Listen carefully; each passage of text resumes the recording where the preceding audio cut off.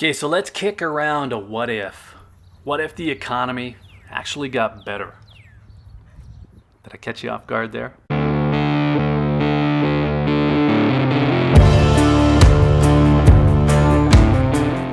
Okay, so we're going to change things up today and we're going to consider what might happen if the economy actually got better. I know that this is going to seem out there since we have people telling us that in 22 days the economy is going to collapse, but let's just consider what might happen to the price of gold if the economy did improve.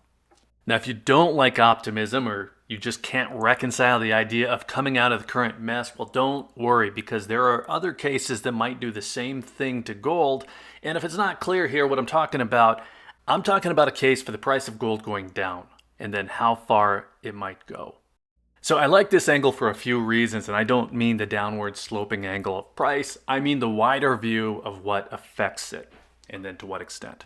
So one thing that's pretty clear is that nobody is talking about an upswing. It's like that idea that things could get better is not even a possibility. Everything in the space seems to be about doom and gloom right now. And it's not that I need YouTube to tell me everything is going to be all right. That's definitely not it. It's just that it has gotten so redundant and so overstated, those dire warnings and countdowns to economic collapse, that it just seems like bad entertainment. And what I've found in my time here is that the louder a story gets, the less likely it is to happen. Mostly, it's just people competing with each other for your attention, and the way that they do that is by exaggerating their account of it. So, not only am I not expecting the economy to collapse in 22 days, the contrarian in me is actually starting to kick in and wonder if maybe everyone is just wrong. Maybe there is a turning point, and maybe it's coming sooner than we think. Now remember, we're in what-if land here. A turnaround, though, does not mean that everything is suddenly great. It just means that signals start coming in positive. And like I mentioned earlier, there are other ways this plays out. If that still seems too optimistic, maybe it's just a stronger dollar, continued treasury yield performance. Now, both cases probably result in the lower price for gold, just in different ways. And it could be some other kind of nonsense entirely. I'm not even talking about asteroid mining or Uganda discovering more gold than the world has ever seen. It could be like China slowing down, bringing down the gold demand. Now, whatever it is, it's worth considering. And what got me thinking about this, beyond that never-ending flood of Me Too doomer videos, was Kitco covering a forecast from Capital Economics giving an end-of-year price target for gold at $1,650. And I think that that's a feasible number to consider, even though I really don't know much about capital economics. And probably before I go too far down this path, I should say that that same group is also calling for prices to head back up again in 2023. So they aren't really calling for any significant slide. But that's different than the $2,100 or $2,300 end-of-year numbers that we've been hearing now. My end-of-year number for gold was $1,797. I have not updated it because nobody cares. And that specificity there, $1,797, that alone should just serve as proof that it shouldn't be taken seriously. I posted that in December, and a lot has happened since then. I'm just pointing out that 1650 is not my number, no more than 2100 is. But I can see cases for both. Now, if we want to look at a more extreme case than that, worse than 1650, we can look at prices from 2019 before we knew what was coming back, when things were good. I think they were good, at least. It's hard to remember back that far. We do have stats, though, and the price of gold in December of 2019 was right around $1,520.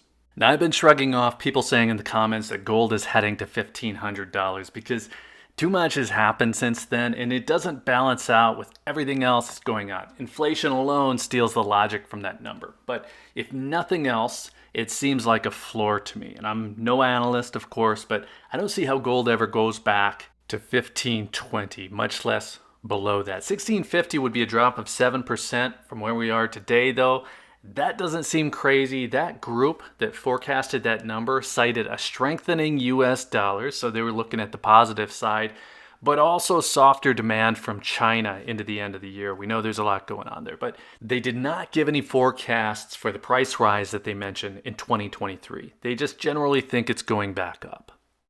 So I don't think that we're in for any kind of broad economic recovery anytime soon, but what we've seen lately is that all it takes to drive price action is news. So the inflation numbers, job numbers, earning reports, even broader news items all drive sentiment, and that drives prices. So if we saw reported CPI numbers fall for several months in a row, I imagine we'd start seeing news of inflation cooling off. We've actually already seen people using that prematurely. Now, the Fed, they start talking about peak inflation, and then at some point somebody's going to go on record saying the worst is behind us. Mission accomplished.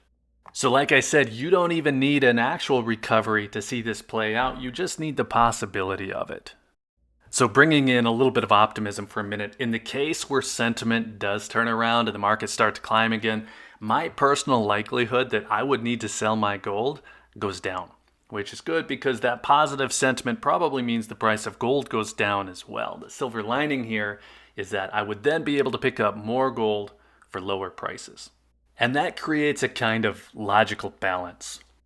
Now you could expect some of that balance to exist on the other side as well. If we have a bunch of people competing for your attention to tell you that the crash that they're talking about is worse than the crash the other guy is talking about, well, you might think that that means the price of gold and silver is headed to the moon.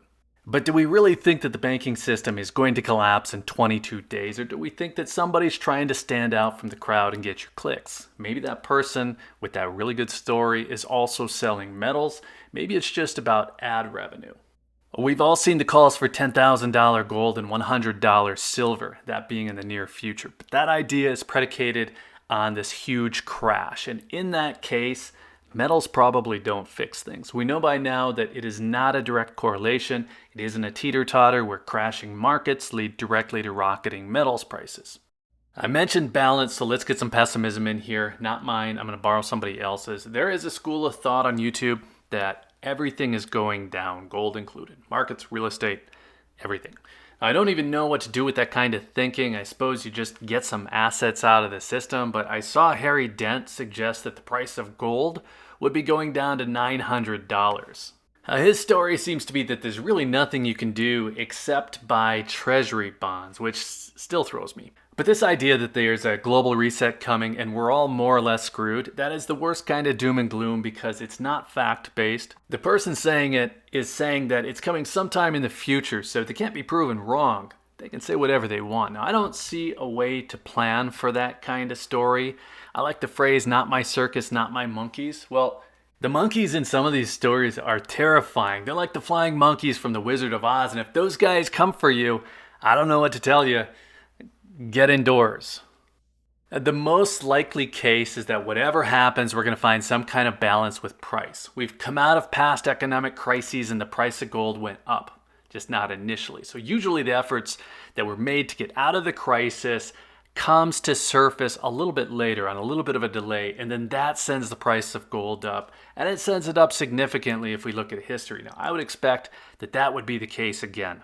At the first positive signs of recovery, I could see the price of gold dropping, but then that would be followed by continued growth shortly after. So that 1650 number, it's not unreasonable. I could see anything in the 1600s being possible, really, but 1520, to me at least, that feels like a stretch.